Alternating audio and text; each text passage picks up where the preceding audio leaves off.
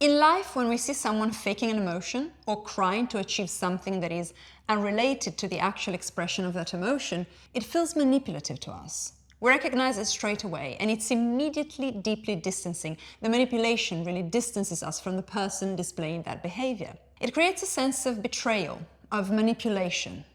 And our instinct is very good at discerning, at recognizing that manipulation, the fake aspect of that presentation.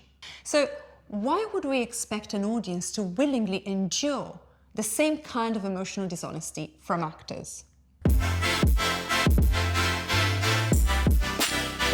The truth is, we can only affect an audience emotionally if we ourselves are genuinely affected. Just like in life, the people who move us are those that truly experience something, not cold-hearted individuals pretending to feel something and manipulating us basically with lies.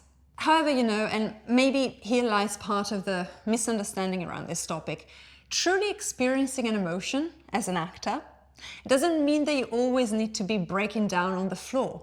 It obviously depends on how your character deals with emotions. If the character lets them out, you have to let them out. If they hold them in, you will hold them in.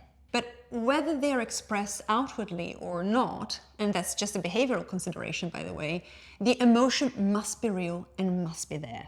This misunderstanding often stems from coaches who say that it's more moving to see someone not cry than to see them cry openly. And while this is debatable, and they may have a point sometimes about subtlety, they use this idea to give actors a free pass to avoid real emotional work.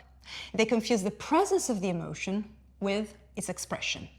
So if anyone tells you that you don't need to feel real emotions as an actor to be effective, it's likely because they have no idea how to teach you to access those emotions.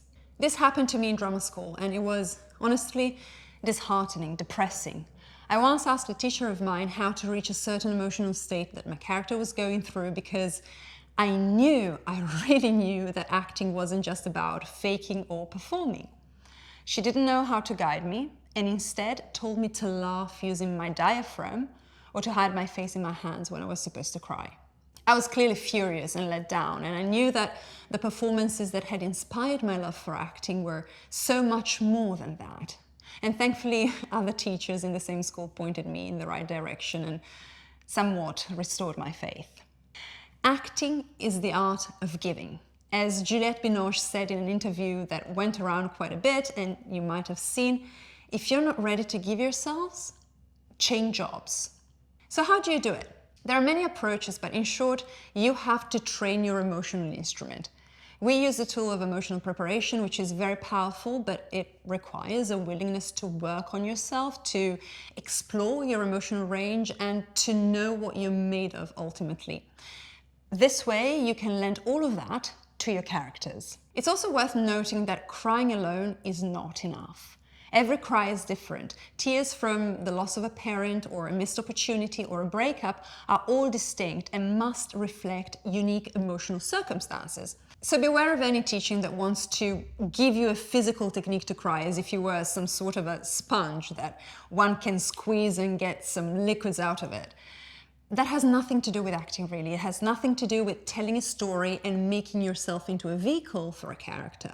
Some people tear up easily for physiological reasons, but if those tears aren't paired with genuine emotion, they're just water. They won't move anyone. Now, aside from how to reach intense emotions, another real question is, how do you go through these emotions in a safe way?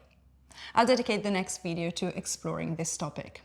Thank you for watching this video. Let me know in the comments what's your biggest challenge when it comes to accessing real emotions in your acting.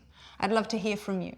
Until next time, keep working, keep feeling, and keep giving. Thank you.